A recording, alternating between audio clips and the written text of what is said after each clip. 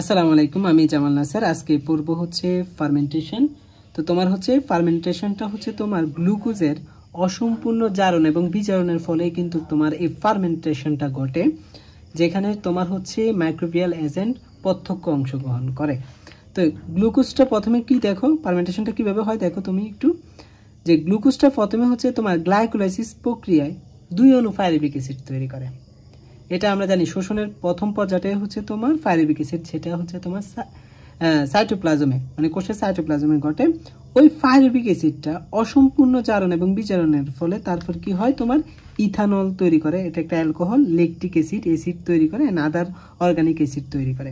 এই যে তোমার পাইরুভিক অ্যাসিড থেকে এখানে হচ্ছে তোমার বিভিন্ন মাইক্রোবিয়াল এজেন্ট বা মাইক্রো অর্গানিজম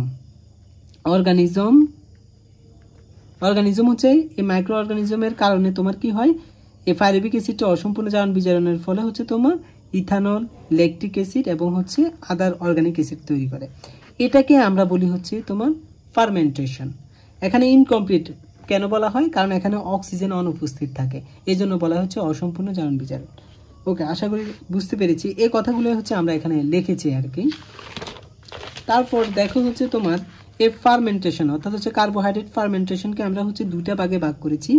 একটা হচ্ছে তোমার অ্যালকোহলিক ফার্মেন্টেশন আর একটা হচ্ছে তোমার ল্যাকটিক অ্যাসিড ফার্মেন্টেশন।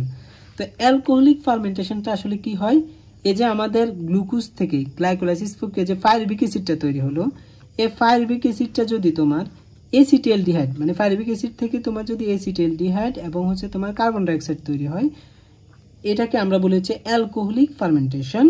এই এসিটালডিহাইডটা তারপর কি হয়, তোমার বিভিন্ন মাইক্রোবিয়াল এজেন্টের মাধ্যমে, মানে এসিটালডিহাইডটা বিভিন্ন মাইক্রোবিয়াল এজেন্টের মাধ্যমে, মাইক্রো অর্গানিজম আমি লিখে দিই, অর্গানিজমের মাধ্যমে হচ্ছে তোমার ইথানল বা অ্যালকোহল তৈরি করে।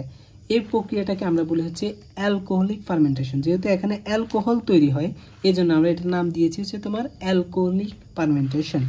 তারপরে দেখো হচ্ছে ল্যাকটিক অ্যাসিড ফার্মেন্টেশন, কারণ এখানে হচ্ছে তোমার পাইরুভিক অ্যাসিড থেকে ল্যাকটিক অ্যাসিড তৈরি হয়। এই যে দেখো তোমার পাইরুভিক অ্যাসিডটা, এটা এখানেও তোমার মাইক্রো অর্গানিজম কাজ করে। এখানে মাইক্রো অর্গানিজমগুলো কাজ করে তোমার ল্যাকটিক অ্যাসিড তৈরি করে। তো এই মাইক্রো অর্গানিজমগুলো কি হতে পারে, যেমন হচ্ছে তোমার স্ট্রেপ্টোকক্কাস জেনাসের এবং বা ল্যাক্টোবেসিলাস জেনাসের যে স্পিসিসগুলো তোমার থাকবে, ওই স্পিসিসগুলো হচ্ছে তোমার পাইরুভিক অ্যাসিড থেকে ল্যাকটিক অ্যাসিড তৈরি করতে সহায়তা করবে। এটাই হচ্ছে আমাদের ফার্মেন্টেশন প্রক্রিয়া, যেটাকে আমরা বলি ল্যাকটিক অ্যাসিড ফার্মেন্টেশন।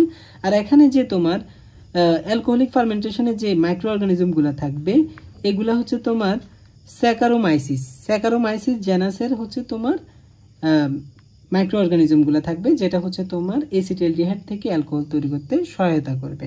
তো আশা করি হচ্ছে তোমরা ফার্মেন্টেশনের প্রাথমিক যে অবস্থাগুলা, এই অবস্থাগুলো বুঝতে পেরেছো। আসসালামু আলাইকুম।